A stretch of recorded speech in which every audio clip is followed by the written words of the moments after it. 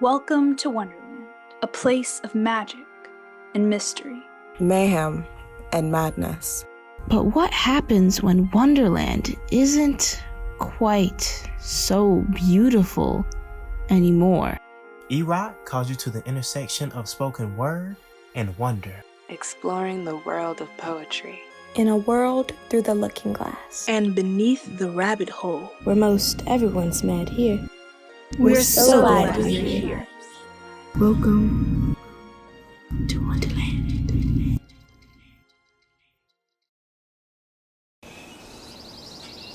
I caught your eyes fixated on me.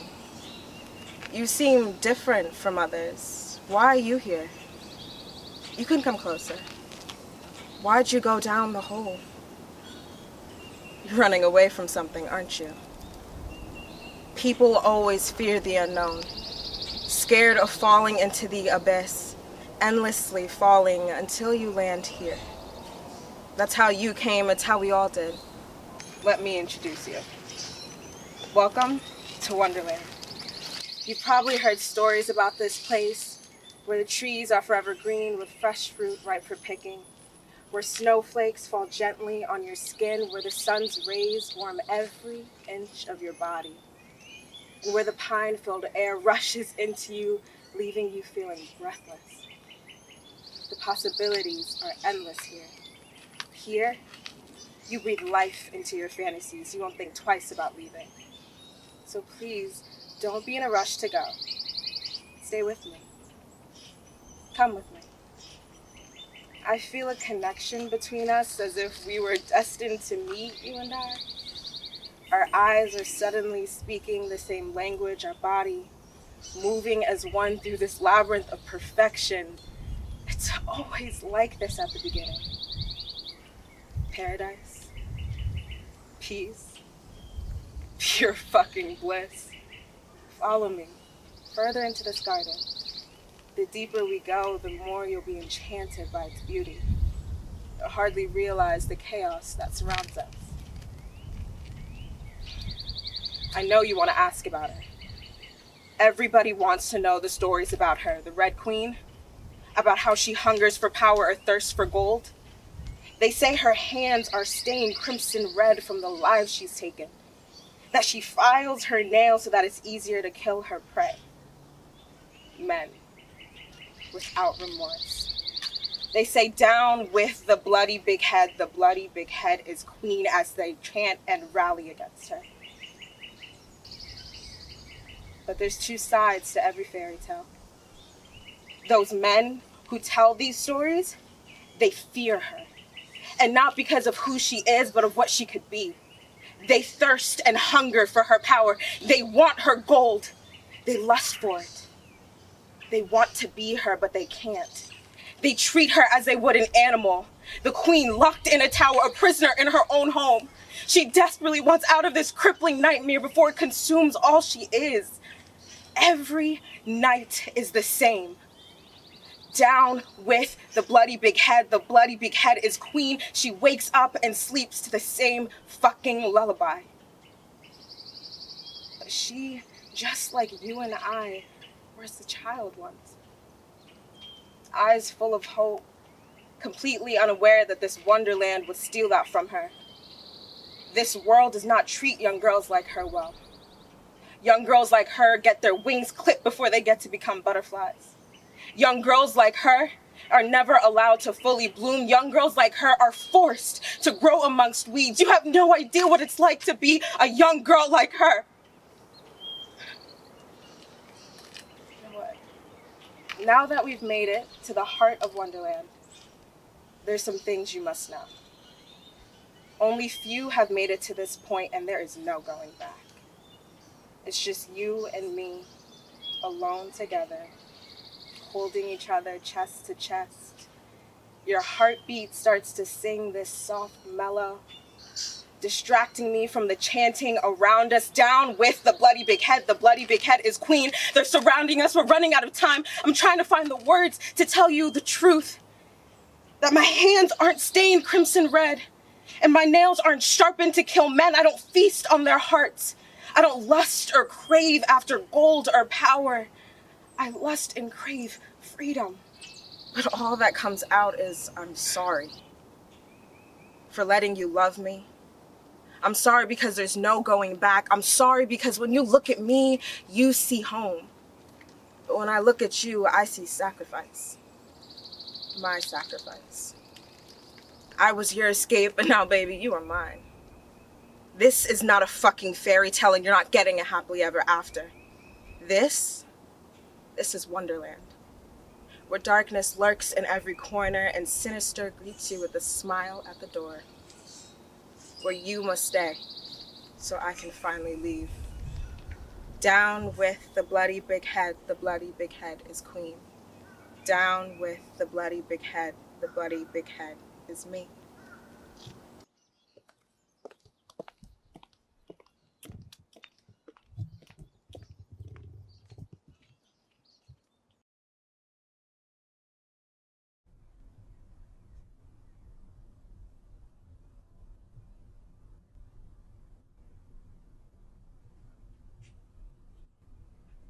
I used to think that we were daisies. I don't know how we started or where it all began. I just know that it was 7th grade. We were grown enough to use language that our parents would scold us for, but ignorant enough to believe that by etching our names in the back of our notebooks meant that we'd stay best friends forever. It's funny. I think I meant forever and you meant whenever it was convenient for you. The weeds wrapped themselves around my daisies and turned their innocence brown, and they wilt in the spring sun. But this time, I decided to plant us as yellow roses instead, and maybe if I planted us as flowers, you would be a better friend. We were best friends for 5 years. We were connected at the hip. If we weren't hanging out, we were texting, to calling, to FaceTime. I would have done anything for you. Like that time your parents couldn't pick you up from school, so I had to. When you needed that concert outfit, who took you? Do you remember when you liked that white girl? Who was there for you when you wanted to come out to your parents? I was. When I needed you, you weren't there. I didn't hear from you for 4 fucking months. And when you came back, I'm the one that apologized. Because I felt like I was an inconvenience to you. Because I always felt like I was so inconvenient for you. I guess I was trying to make something grow that just wasn't going to. I used to think making you smile was an accomplishment. Like if I just saw your dimples, it meant that I was doing something right. There was never not a time that we were planning our weddings and you were a bridesmaid, a godmother, an auntie, or shit just not in my life.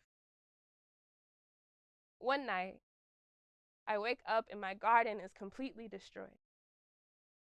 The yellow roses are pulled out by their roots, leaving all these big holes, and I repeat the time that you cursed me out, when you called me self-centered and selfish, and then I look under your boots, and there's a yellow rose petal stuck in the grooves, and all the dirt is leading up to you, like that time I found out that you were watering the weeds instead of the daisies, and that's how they died too. I used to think that we would be forever. And I think that was the first time I ever really thought bad of you. It wasn't you never offering gas money. It wasn't you blaming me for every inconvenience. It wasn't even the times you called me stupid, yet here I am at your dream school. It was the simple fact that the one thing I prided myself on most was being a good friend, and you try to take that shit away from me too. Sometimes you do. You still do. I used to think that it would be a boyfriend that broke my heart and turned it cold like soil, but instead, it was you. And now I have a hard time letting people grow near me because I don't want to let them in because I'm so scared that there will be another you. It took me a few years, but I decided that I would redo my garden. I would put in new soil and finally cut the weeds. And this time, I wanted to be a daffodil. And this time I wasn't going to plant anything for you.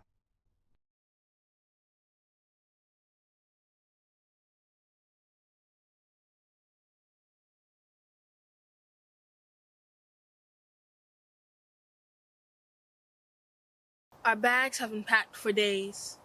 A trip that doesn't require us to leave these four walls, just a packet of English breakfast tea and something unusual. We are sitting across from each other, enjoying our cups of tea, hers smooth and black with a peppermint aftertaste, mine sweet and tart filled with lemons and honey. It tastes like peppermint. Wait, we are not sitting across from each other, we are in a garden.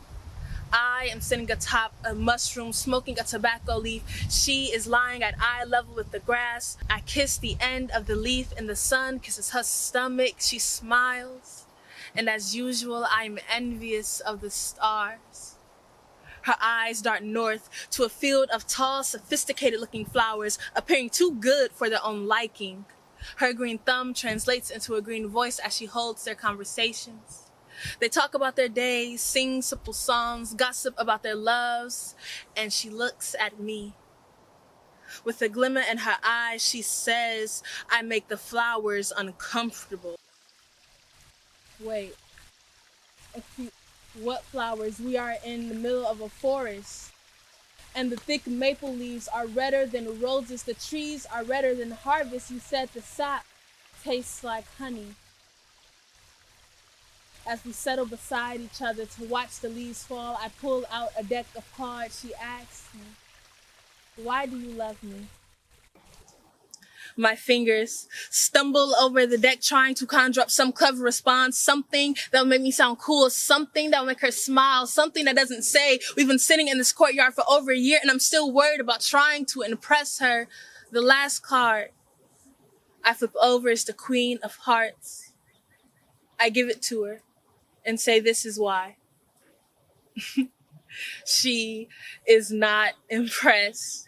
But to spare me my explanation, she looks over to the white rose bushes and says, the white roses remind her of maple trees. I smile and say that they remind me of my insecurities. I tell her that the flowers make me uncomfortable. What's insecurities? She says, still smiling. Caressing the pale petals, she whispers, I love you. I melt, and at once a flushing red pigment bleeds up and out of the stems, my stem. At the same time, white rabbits begin to circle counterclockwise, waiting to see if they are to be next. At the same time, the field of flowers welcome me into their posse of posies, singing me a love song. At the same time, all the leaves fall off the trees at once. At the same time, the clock of white rabbits struck 12, and we are sitting across from each other, enjoying our cups of tea filled to the brim with wilted mushrooms. No wonder it never tasted like honey. In one hand, she holds her cup, and the other, her fingers do a dance with a white red rose petal, reminding me of bodies that forgot what it felt like to blush, to love, like the scenes from my favorite movie, the one where all the animals are on drugs. And as the credits would roll, I'd lean in and whisper and say, I love you because you paint my white roses red.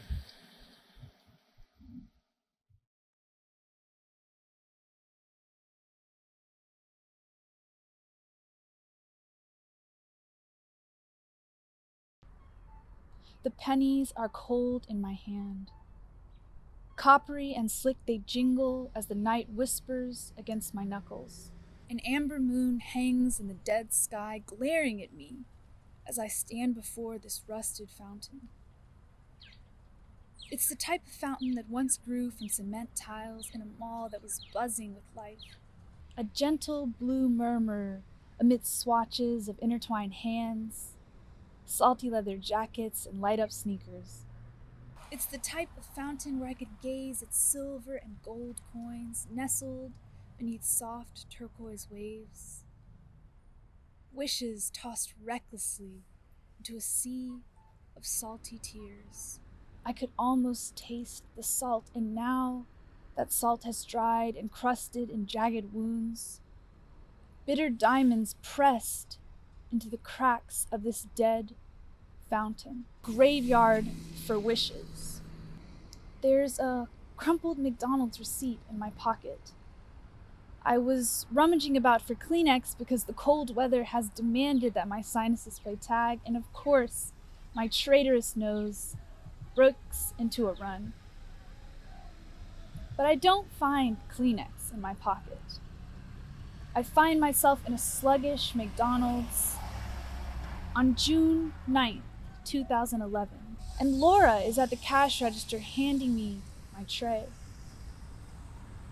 My dad's coffee is black against the bright red of the French fry cup, and a few have spilled over onto the tray.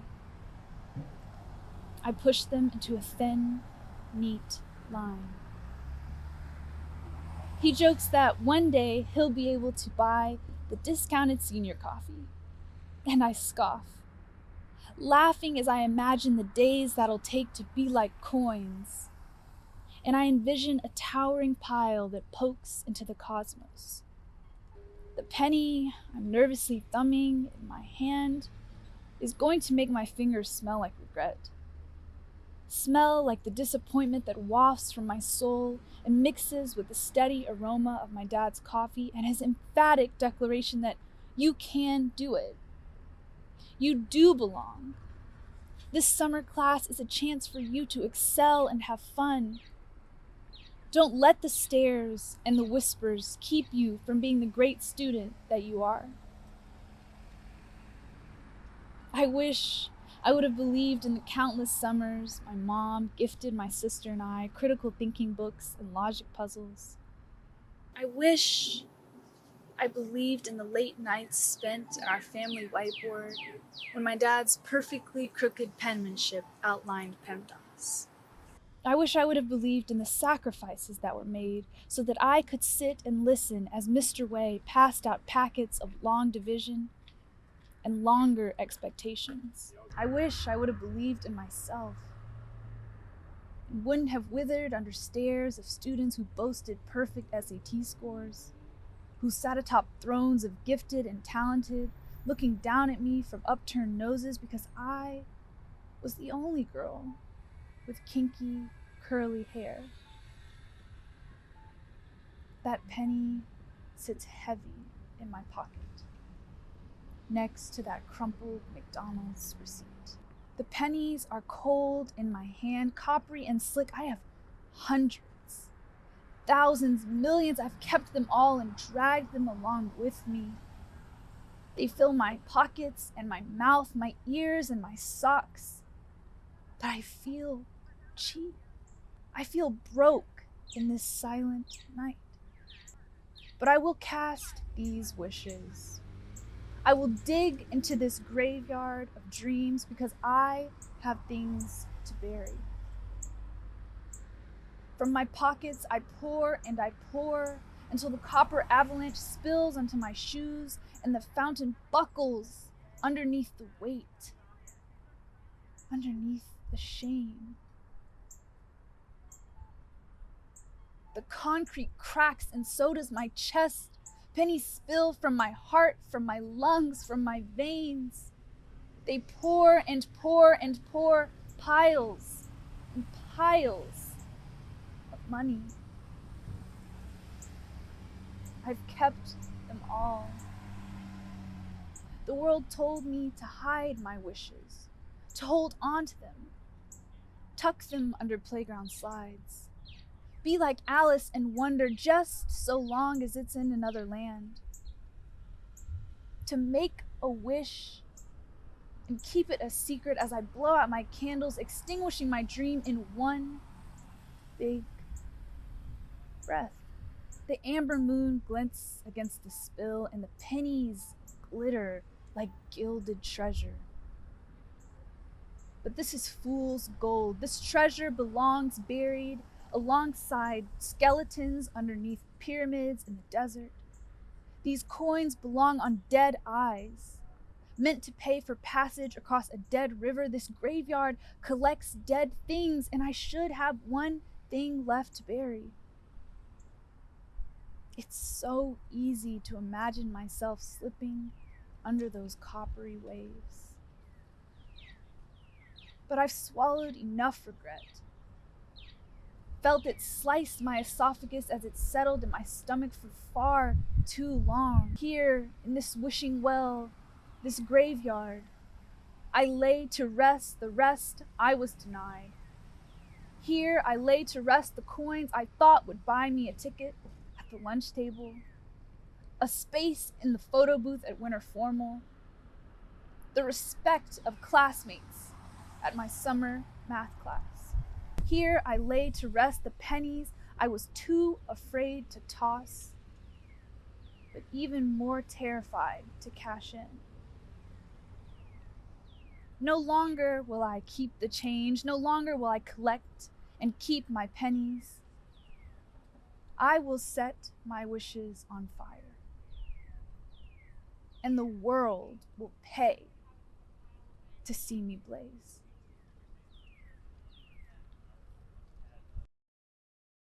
Crocodiles aren't pets and boys aren't lovers.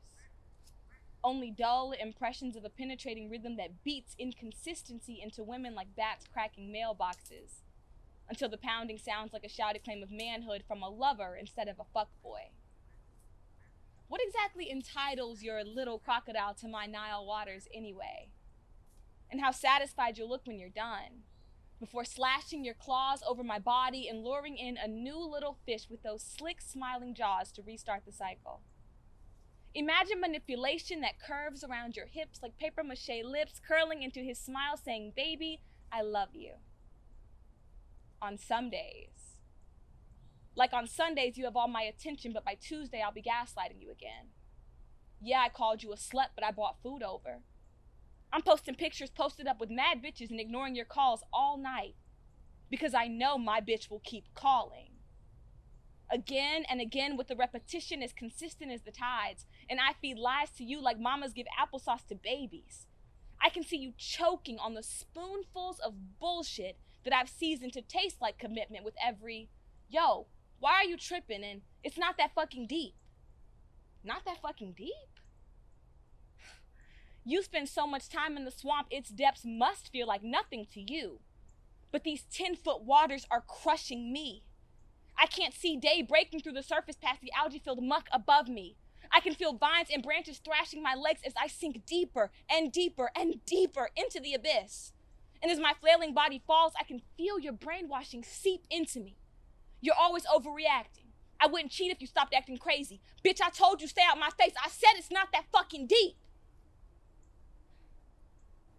All his words, minimizing everything done to me by a crocodile disguised as a boy, disguised as my lover.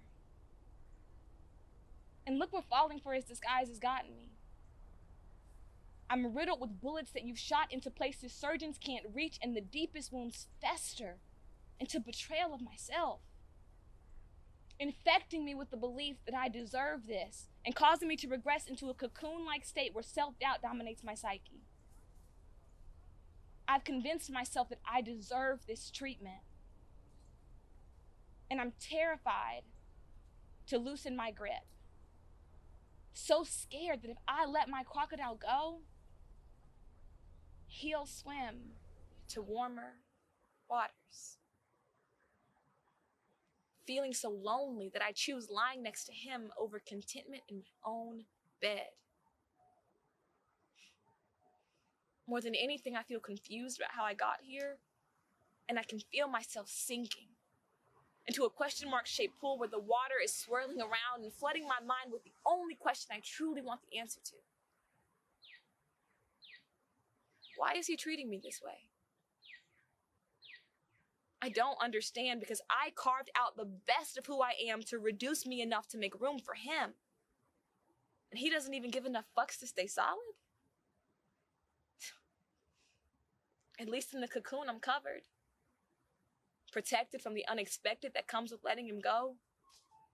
And when I have that thought, I wonder if the woman that I'm meant to be can survive this shit relationship. And the fact is,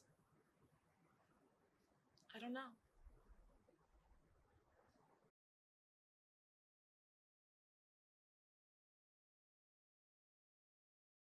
May 13th was when I first laid eyes on her. You were at the Starbucks on Franklin Street and you looked like God handcrafted you from scratch, putting curves in all the right places, mixing brown hues until it was just perfect. You were the living proof that Black women were God's greatest creation. Our eyes connected. I saw you sitting between the fern and the hanging succulents. I often think, do you remember all of our memories like I do? And if you cradled them in your dreams, I remember our first date.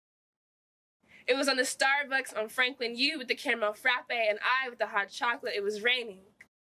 But everything still felt so perfect. We didn't speak, but I could tell that you felt the sparks between us two. When you walked in with that red dress, I knew you were the one. My fingers sunk in between yours, and they stayed like that all night long. With a voice so smooth that listening to you was like hearing music for the first time. I would have loved to take you out, but a movie was all you wanted. It was a perfect first date. I dressed for you. I wore turtlenecks to get your eyes to glimmer like they used to. Like that time in the library when you looked at me and I saw all the adoration in your eyes without you having to speak. You wrapped hands around my heart, fixing broken pieces left behind by a broken ex, and I know this is what love is supposed to be. Like fate placed me here with you. I get lost in your eyes. The more we talk, the deeper it goes until I'm covered in our priceless memories. I've been thinking about this all day. Your body has been speaking to me since we first met, and my heart has heard every word. To the point where my brain can't even think of a world where I'm not with you. It's May 13th. And I'm watching you fall in love with someone who isn't me. I don't understand what she has that I don't, but I am so tired of begging you to love me. I have left you so many phone calls, so many voicemails, and you can't answer not one because she is taking you away from me. Shots were fired. And I pulled the trigger. I did it. I killed her. And now finally, we can be like how we were supposed to be. I hold you in my arms. Every fantasy disappears from my mind like the color of your skin. Is this happening to me? I can't look. So I look at her, the one who did this to you. He's looking at me. And I don't think I quite love him like I thought I did. I don't feel the spark between us anymore. Did I do this all for nothing? This isn't how it was supposed to happen. Hey girl, wake up. It's time to take your meds.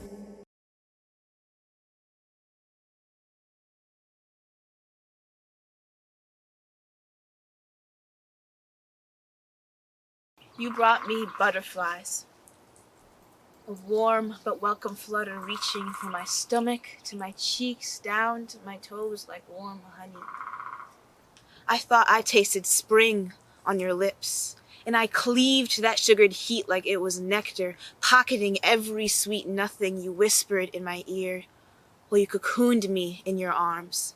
Something in me knew that the emotion in your voice was artificial, but I saw a promise that the moments we stole could possibly morph into something solid because there had to be something more than this quiet loving in the dead of night, more than strained eyes and paper-thin apologies wrapped in the subtle threat of goodbye. So I tried.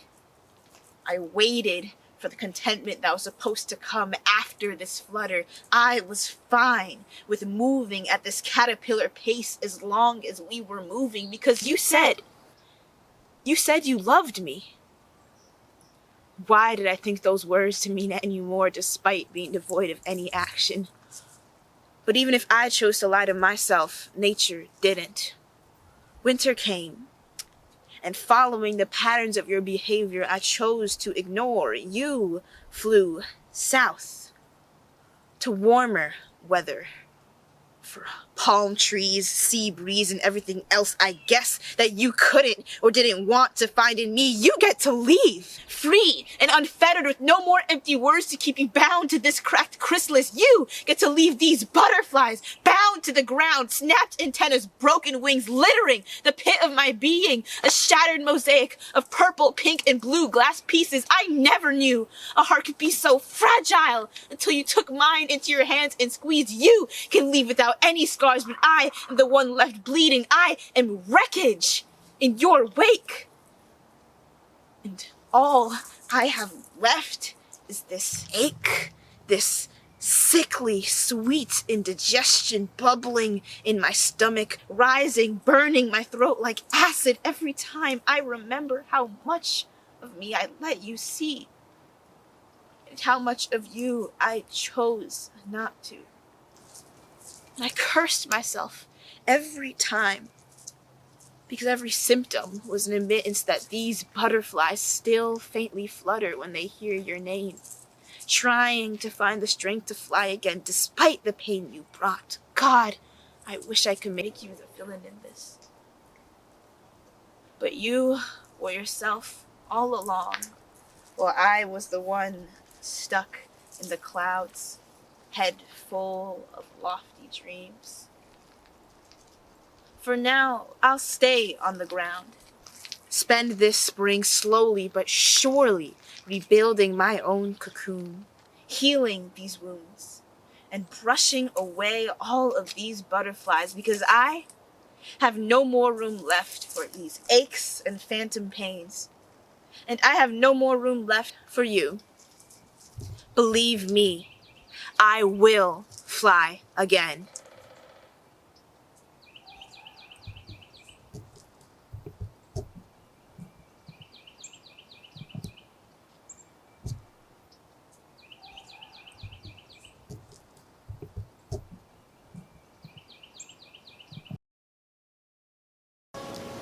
I was following a white rabbit, and he seemed to be in a war with himself or with time.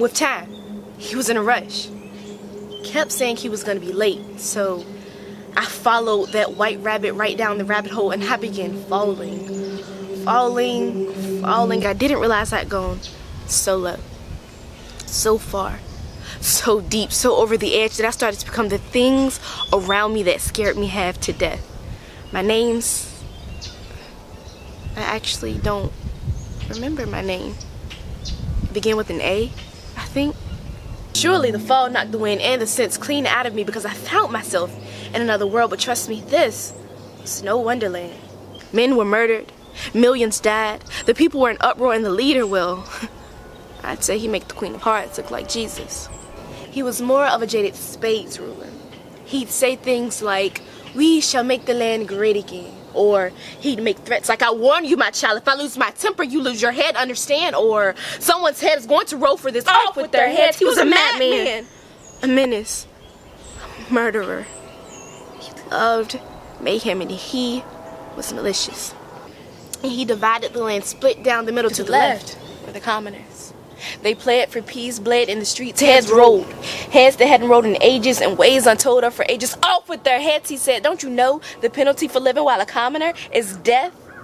To the right, well, something wasn't quite right. See, these people had the king's favor, freedom in every flavor, yet they still stormed the castle, demanding heads and reminding bodies. We stole this land once before, and we will lay claim to it once again. Don't make me. They chanted, they shouted, they cried out something about the blue people too, and they were black and they were blue, but the black were beaten until they were blue. Is that what they meant by Blue Lives Matter too? I still can't seem to recall my name. Famine plagued the land, and the people could save themselves, but they didn't. They were mad. I suppose most everyone's mad here. Instead, they got dressed in their best and went to mad tea parties on Sunday afternoons amidst a plague, clicking glasses and spitting riddles, a plague. Oh please, my tea's getting cold and I'm getting old. A plague, cold tea, like the cold bodies of thousands and thousands underneath this tea party table that didn't make it out alive from the plague. Oh please, visit yet another day. Tell famine I'm young and mad. A plague. Cold tea doesn't sit well with me, but I'm okay with the thousands and thousands of cold bodies. I can't believe I don't know who I am anymore. I went down the rabbit hole behind that white rabbit, foolishly followed that white rabbit, blindly trusted that white rabbit. That white rabbit was an omen, an evil, and a moral addiction to power and oppression. So I became that evil America, addicted to power and oppression. My name, that's it. My name is America. I went down the rabbit hole in an unknown year. possibly 1492, possibly 1865, definitely 2020. It is 2021 and I am just resurfacing, or am I still falling? Maybe I'll never stop falling. Maybe I'll never stop spiraling downward. Maybe I'll never come out. What I do know is that I will always bear the grime and blood from falling.